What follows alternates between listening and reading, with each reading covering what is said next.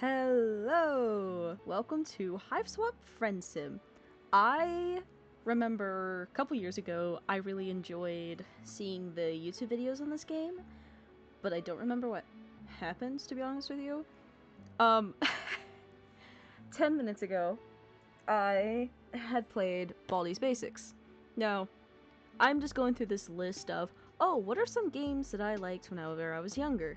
And I was like, well, I really liked Hiveswap Friendsim, which means I'm probably going to play the other games too.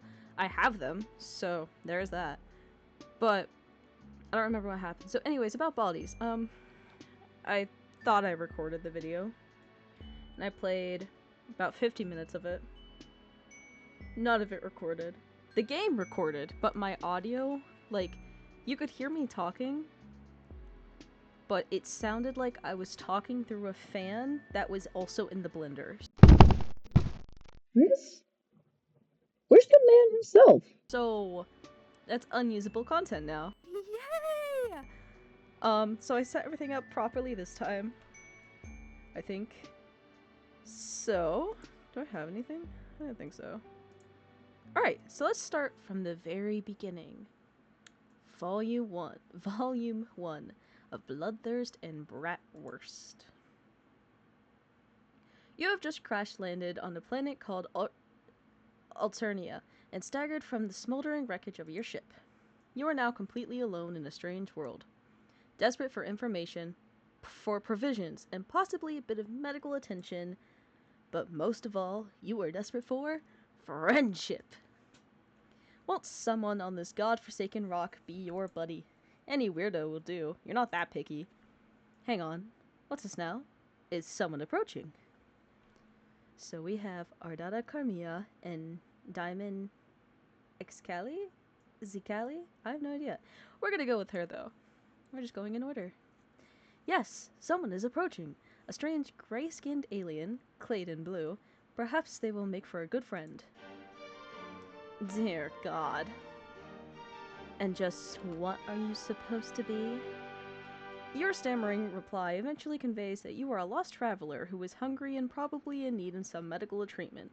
You're also really lonely and wouldn't mind making a new friend right about now. Oh. Oh my.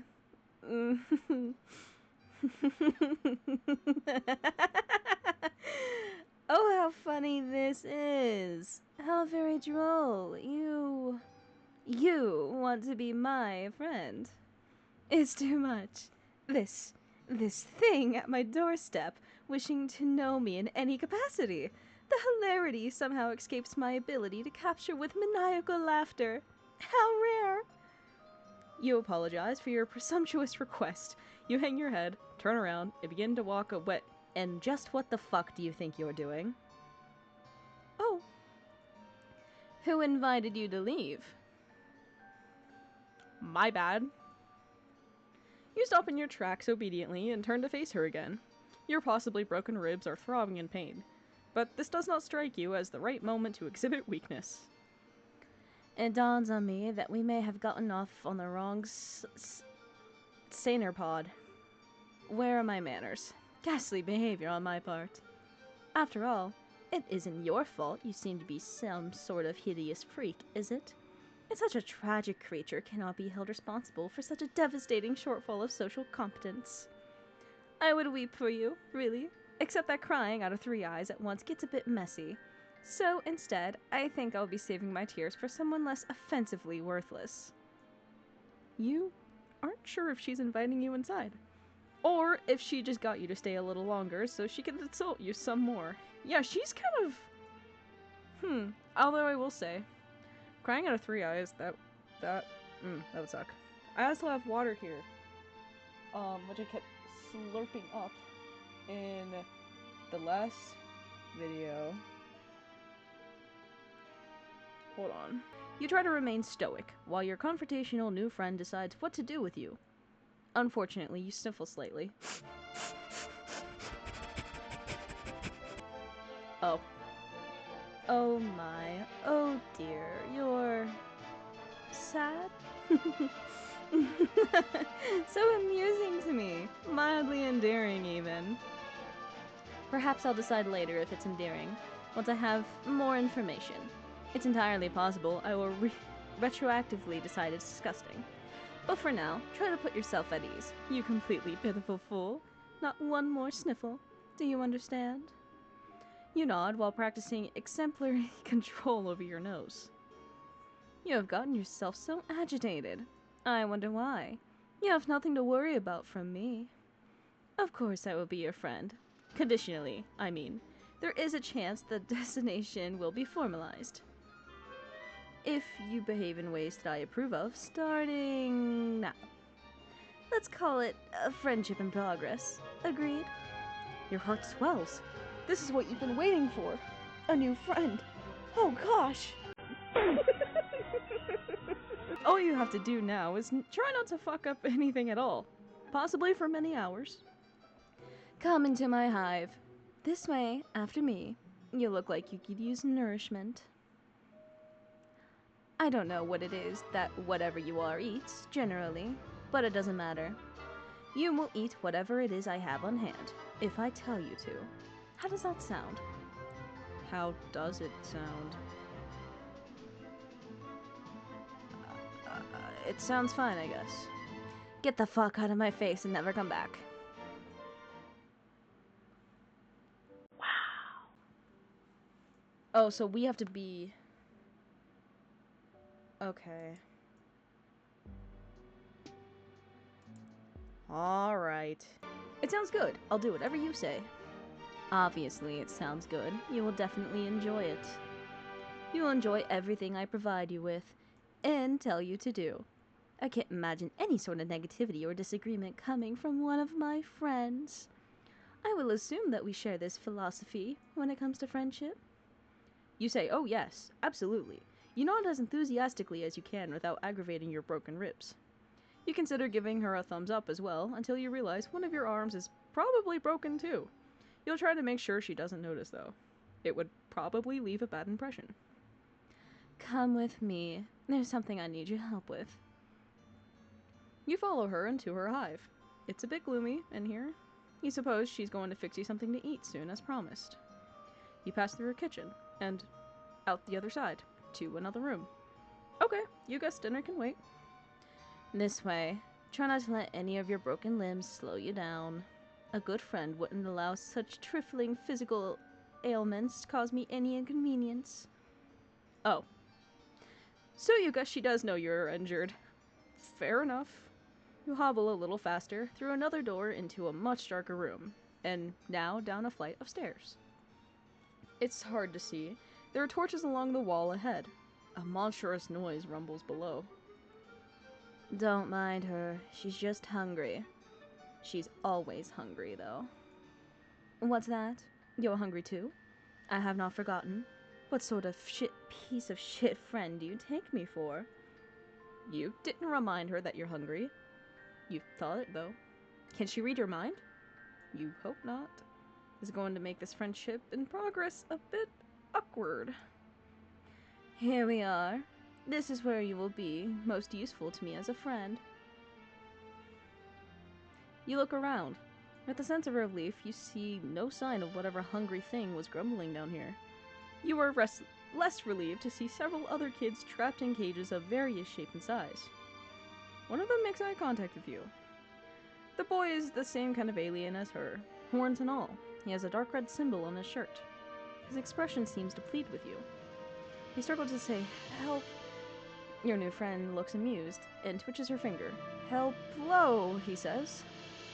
Help-lo, by which I mean hello, of course. Looks like you're the new friend in progress chosen by the great and beautiful Ardata. She's my savior, my reason for being. I am nothing without her. I'd hollow myself out and let her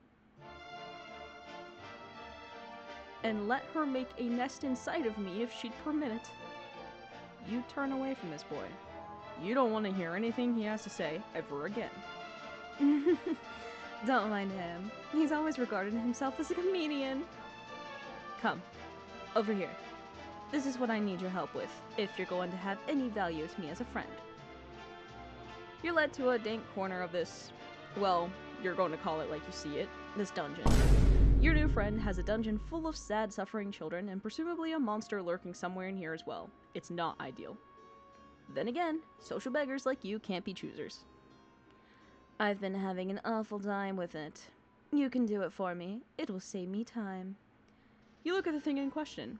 You doubt she's been having an awful time with it. You doubt this because it's still in this box, looking completely untouched since it was brought down here. It's a box containing a table. A table that looks ominously like it was designed to keep a person strapped to its surface. I need you to assemble it. Here's a screwdriver in case you need it. I will assume other required tools are contained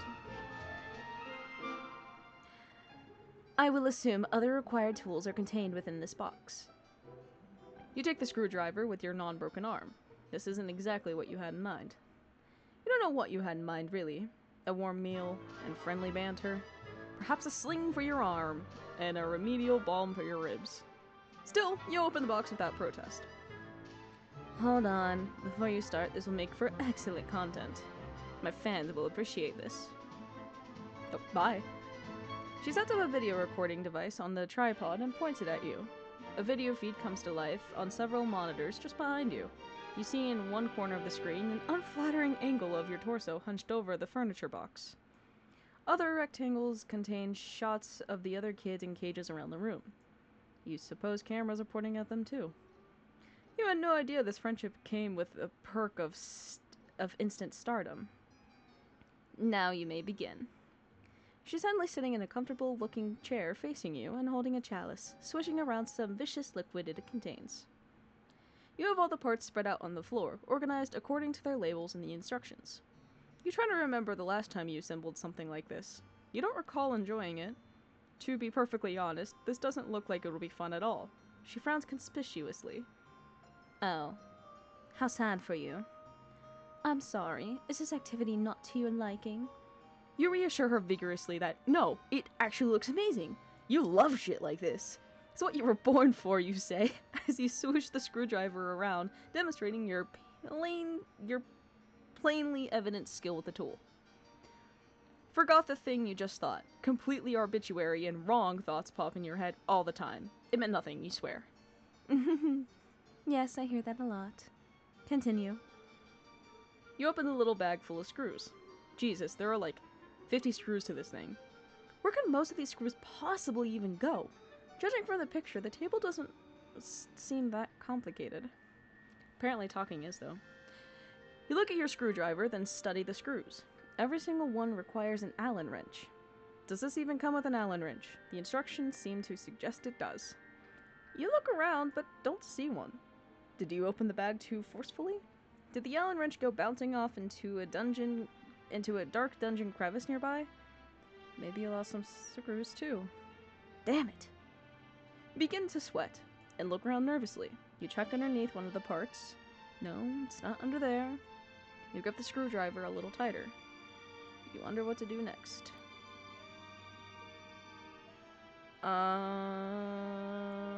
Just do your best assembling the table. This is what friends are for. You decide it would be best not to complain about the missing Allen wrench. Your friend would probably consider it bad form. You'll just make do and twist in all the screws by hand as best as you can. Your broken arm isn't making this any easier. You favor the other one and drop pieces into place precariously, leaning against each other, while you nudge them into position with your legs so the screw holes align. It's really frustrating work, you're not going to lie.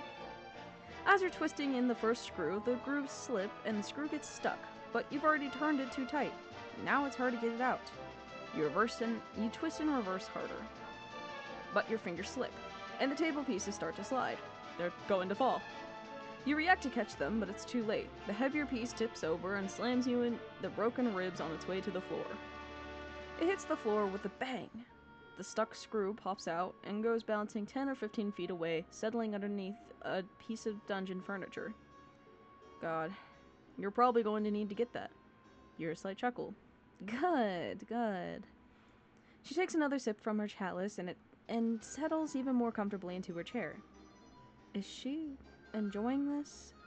You think she's enjoying watching you struggle to put this stupid thing together. Maybe a little too much. Nevertheless, you continue. A friend is a friend, and you don't like to let your friends down. You've committed yourself to this project. You will get the screw out from under there in a little bit. Maybe when you need the final screw. You turn your attention back to the table pieces and try a different strategy. You place the biggest part, the table platform, flat on the floor. The legs would be pointing upward if they were attached. You position one leg in its right spot, in alignment with the holes, sit on the table platform, and steady the leg with your feet. You grab another screw and concentrate. She sounds so pleased. It's strange, you admit, for watching this sort of activity to make someone so happy. But you also have to admit to taking a certain pride in it. It's wonderful, actually, to feel useful, wanted, important even, if only somewhat maniacally, to a great new friend who has discovered a way for your talents to improve her life. Out of the corner of your eye, you notice one of the cage kids reaching out with his hand. He's concentrating. Then you notice the screw you lost slowly slide out from under its hiding place. Nice. Everyone's working like a team down here. Ardata does not look at the kid, but sneers a bit. She reaches towards him, and he appears to have trouble breathing. After a moment, you notice the screw slowly slides back under the thing. She releases him from his breathing problems, resumes her pleasant expression, and takes another sip from the chalice. You guessed that was against the rules. You decide to make note of it. Your friend runs a tight ship down here. You respect that. About an hour later, you have all 4 legs on, plus some other accoutrements attached. You wrestle mightily with the thing to get it upright, using your only good arm. It seems she may have forgotten about that final missing screw. You doubt the table needs it. You decide you won't bring it up if she won't. You give it a test. It's pretty wobbly since you were only able to tighten the screws with your bare fingers, but again, she doesn't seem to mind. She reclines and has a look on her face which makes her appear absolutely enamored of your handiwork. She has finished her drink, and the chalice is on the side table. Some awful-looking thing crawls along the floor towards her. It looks like some sort of spider, the size of an average dog. Its abdomen is preposterously large. Actually, you think it's a huge tick. That's what it looks like. It settles just in front of her. She puts her legs on top of it and crosses them. It settles under their weight and grumbles. Let's try it out, shall we? You shrug and sit down on the rather rickety table. You're about to lay down, but she interrupts you. No. You fool. You absolute fool. What do you think you're doing? That's not what I meant. Get up. You stand up, embarrassed. Again, without looking at the cage kid, she raises an arm towards him and beckons. He stares blankly and opens his own cage, which apparently wasn't locked. He shuffles vacantly over to your table and lies down on its surface. She looks at you expectantly. You aren't sure what to do. What? You didn't think I'd be playing table stickball on that thing, did you? You aren't sure what table stickball is. Oh, you really are pretty simple, aren't you? It's like a miniature version of arena stickball, played on a table. Got it?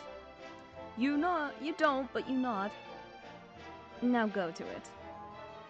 You shuttle the kid's arms and legs to the table. This seems to be the right thing to do, since the thing comes fitted with shackles. She gets up and lifts her huge tick-like pet. It makes more grumpy noises. She plops the enormous thing right down on the kid's chest. He appears rendered unable to protest. That rhymed. The tick... Oh. Ugh. The tick bites the boy's neck and begins to feed. She smiles and pats its swelling abdomen. Dark, rust-colored blood dribbles from the place where it's attached to its boy's neck. Moments go by, while she looks gratified by the process. Proud, almost. Then she looks at you expectantly. Well? You don't know what she means. The final screw? Aren't you going to retrieve it and screw it into wherever it needs to go? The job isn't done. I don't keep the company of many individuals who leave things unfinished, you know. Of course! What were you thinking? You should have known your friend wouldn't let that go unnoticed. Actually, you feel like an idiot for thinking it would. You stoop very low to the ground on your knees, placing your cheek just above the floor. You peer underneath the large Okay. It's dark in there, and goes back a ways. Lots of room for that darn little screw to roll. You take a few pitiful swipes with your good arm, but come up empty. It must be further back. You think you can see it? Yeah, that must be it, just a little further. You have an idea. A tool would be helpful. Guess the screwdriver will come in handy after all. Did she know? Your new friend must be very wise. You think you're liking her more every minute. I'm not, but alright. You grab the screwdriver and feel around with it. Yes, you got it, you think. You carefully scrape it closer to yourself and then pick it up. You then go back to the table and find the one remaining hole you left unscrewed. You slide under the table as a mechanic would with a car. There it is. The table is creaking and wobbling quite a bit now. The tick is really getting into its dinner, it seems. All the loose screws in the table have added up to a lot of give and leeway in the overall stability of the furnishing. Maybe the final screw will help. Ardata has returned to the setup with the monitors. She's adjusting some settings on the feed, controlling the zoom of the camera, and typing some remarks into a chat window. This is very good material today. It's not often that I can provide content of this caliber to my subscribers. Go on, complete your project. This will be very good. You still think it's weird she likes watching you put furniture together so much, but you're not one to judge friends. Sounds like a great way to lose friends, honestly. You screw in the final screw, but the stresses on this table are causing the holes to be misaligned. This won't be easy. The huge tick shifts its grotesque body above you, causing the table to creak loudly. You nervously slide halfway out from under the table to check it out. Then a loud pop.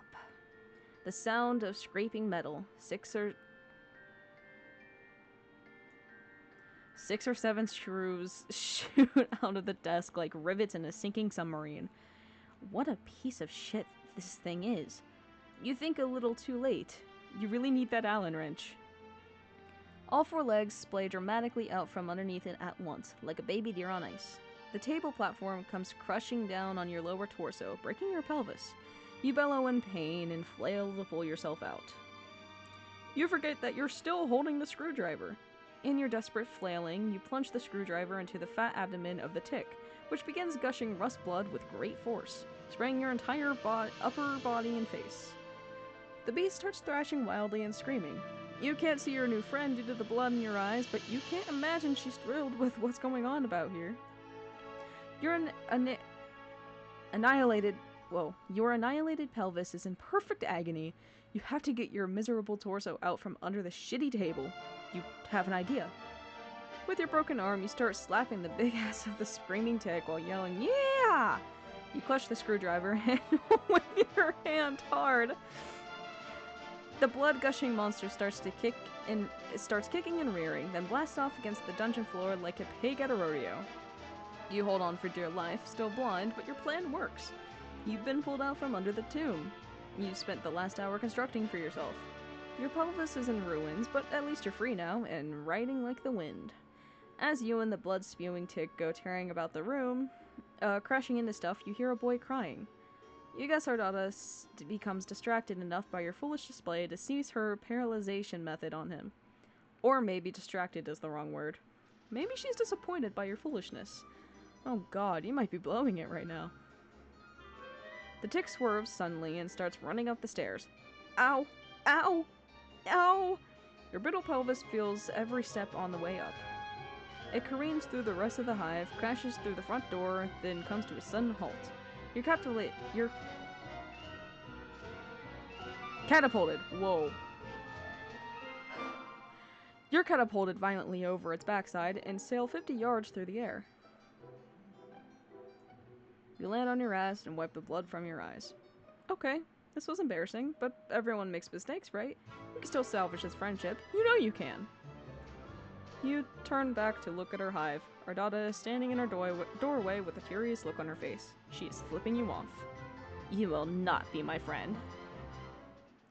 Oh. Okay. Get the hell out of here.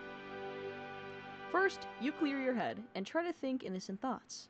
Fluffy clouds in the sky, ironing some clothes, a winning touchdown pass from the sports. Ardata's long black hair spilling over her cloak, her Wait, these are not innocent thoughts. Shut it down, shut it down. There's no time for thinking. You have to act. You hurl the screwdriver at her and run. She calmly lifts a hand towards one of the kids in the cages. The kid tenses up and lifts a hand in the direction of the screwdriver. The screwdriver freezes midair, right in front of Ardata's head. You run up the stairs. She twitches a finger, the caged kid does a full body spasm, and the screwdriver goes sailing toward you. It stabs deep into your leg and you buckle over, tumbling backwards down the stairs. You're a crumpled heap at the bottom of the stairs, bleeding, and you think your arm is broken in 2 places now. That didn't seem very friendly to me. Luckily for you, I'm very determined to make relationships work. Even ones with people who flee simple furniture assembly projects. She stands over you. You attempt to pull the screwdriver out of your leg, but your entire body locks up. You can't move. She holds an outstretched hand just above you. You shouldn't try to move yet. And you certainly shouldn't try to pull out that screwdriver. You'll get blood everywhere. To my 3 little eyes, under the present conditions, it seems to me that only one of us should attempt walking up these stairs. You feel relieved. Perhaps she has some alien means of levitating you up the stairs? Wait. No. Your body is tensing up again. It's moving without your permission. You get to your feet without taking the screwdriver out. Wow, that hurts. What is she making you? Wait, what? She can't be. Oh, hello. Back up. You use both of your arms and all of your strength and pick her up entirely. The pain from your arm is excruciating. Arms with broken bones are not meant for heavy lifting. The additional weight on your wounded leg isn't great either. You hold her as a groom would hold a bride. She wraps her arms around your neck to hang on to you in what strikes you as an overly familiar manner. She looks directly in your eyes and grins. This is better. Now, onward and upward, new friend. Your legs begin to operate without your consent. They wobble and struggle under the weight. The wound throbs. You lumber back up the long flight of stairs, carrying her all the way. You take her back into the kitchen and set her down in a chair seated at the table. You didn't think I'd forget about dinner time, did you? Let's put your unfriendly behavior behind us. It's a good thing for you that I'm benevolent enough to overlook disgusting acts of betrayal. You may have noticed I keep several friends in my hive who I have similarly forgiven. Consider the transgression blood beneath the... You exhale! Now that she mentions it, yes, you are hungry. Maybe a warm meal will lift your spirits and get this heretofore turbulent friendship back on track. Maybe you'll even get the chance to pull the screwdriver out of your leg. You pull out a chair and attempt to sit down, but your legs lock up and then you stand again. Apparently, this was not the right thing to do. Oh, but why are you sitting? There's cooking to be done. You stagger mechanically over to the fridge and open it. You pull out a large hunk of some sort of alien mystery meat and put it on the counter. With your broken arm, you reach in anguish for a big dangling meat cleaver. You chop the hawk, wincing with each swing of the cleaver. You place the sliced meat in a frying pan, sear it slightly, and serve it on the plate very rare, just the way your new friend likes it. You didn't know that's the way she likes it, but you surmise this is what she prefers in a piece of meat, since technically she is the one doing the cooking. You put it on the table in front of her, along with a fork and knife beside it. Your muscles relax as you apparently are allowed to control your own body again. She does nothing except look at you with a pleased expression. You eye the meat in front of her, then the meat on the counter, and then the chair on the other side of the table. What should you do? Prepare a plate for yourself? Is that what she wants you to do? Well, it looks like you're confused. Isn't it obvious what to do next under your own volition? A good friend would know what to do. In fact, I don't think a good friend would take nearly as long to decide what the right thing to do next is. It actually seems to me that a very rude friend would hesitate for as long as you are hesitating. Or perhaps someone who is not a friend at all. You begin to sweat again. You clearly don't have much time to make up your mind. If you wait for even a few seconds longer, you will probably be guilty of being a bad friend, or maybe even a dreadful one. That's not the type of person you like to think you are. What will you do? Feed her. This feels like the only obvious thing to do. She is looking up at you quite expectantly. You reach for the fork with your good arm. You go for the knife with your other... Ow. You can't do it. The arm is much less serviceable when the muscles are not being forced via physic overrides to disregard the pain response. Nevertheless, she looks at you patiently and smiles. That's nice of her, you think, not to be mad about it. You feel like you're growing closer to your new friend by the minute. You put the fork down and pick up the knife with your good arm. You cut the meat into several pieces with a careful sawing motion. You put the knife down and pick up the fork and stab a piece. You put it close to her mouth. She seems pleased. Very good. Nice technique. Well-sized morsels, too. She chews the meat with excellent form. She has very good table manners, you think? When she finishes the pieces, you slice off some more and continue. The meat looks very good. Your mouth is watering, but she doesn't offer any.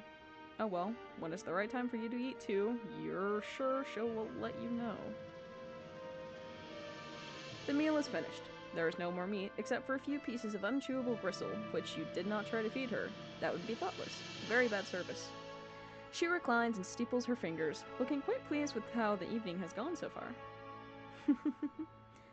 You weren't sure why she's laughing. Did you do something funny? Oh my! What a fool! You point at yourself. You point at yourself, wondering if she's referring to you. You don't know what you've done that was foolish. If so, you're also still not sure what she's finding amusing.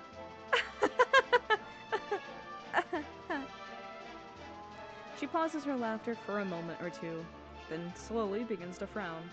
A faint blue tear rolls down her cheek from her bottom eye. The truth is, I don't even know why I'm laughing. This isn't very funny, what's happening here. It was a good dinner. You did a good job, whoever you are. She puts her face in both of her hands and sobs quietly.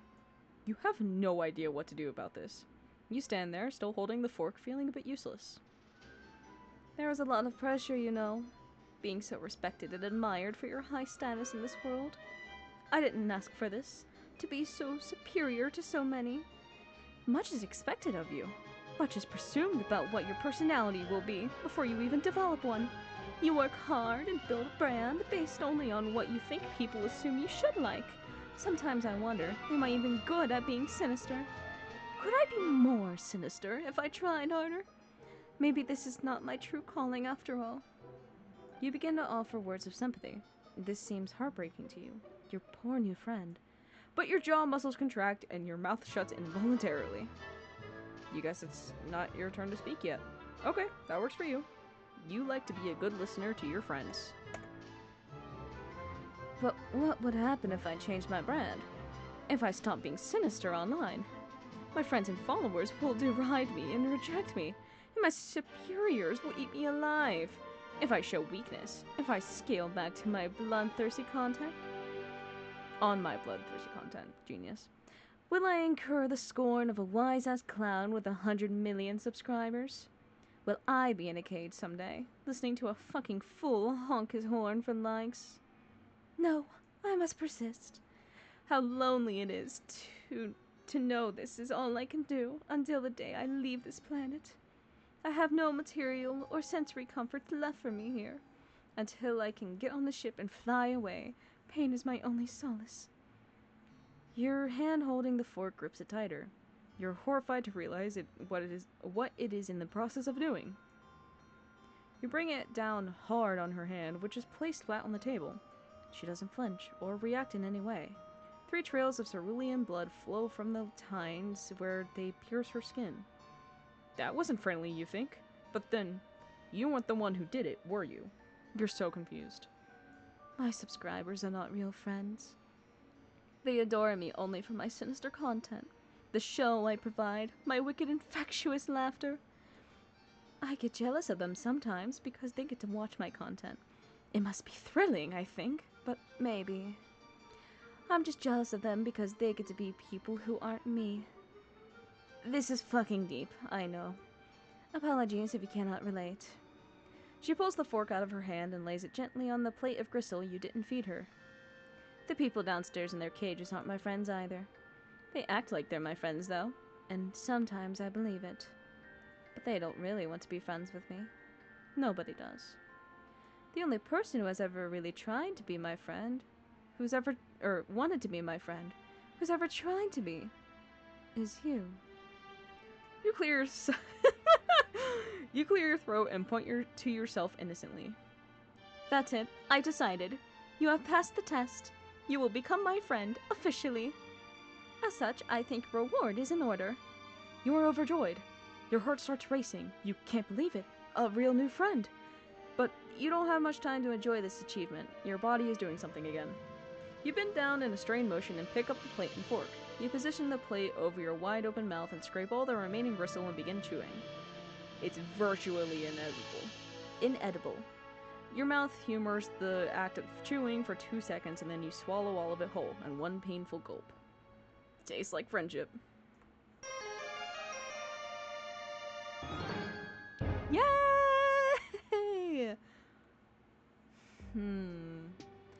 Okay. What an interesting return to this game. Oh, who do we have?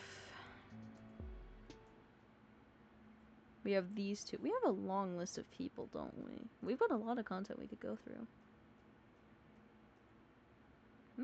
I personally... I'm gonna give, like, my personal opinion on each of these, and maybe once I finish all of these, I'll make, like, a ranking list. I think she's fun. I wouldn't want to be her friend, personally, but I think she's fun. That was definitely an interesting route. One of the endings, though, where, like, the kid... Terrible. Just terrible. I would give her a 6 out of 10. Maybe 6.5 out of 10. Nothing too crazy high. She doesn't... I don't know. She's fun as the introductory character, but that is about all. But for now, that is going to be all of this video. I hope you enjoy. Leave a comment if you're interested. Recommend any games you want me to play. And I will see you next time. Bye! Bye!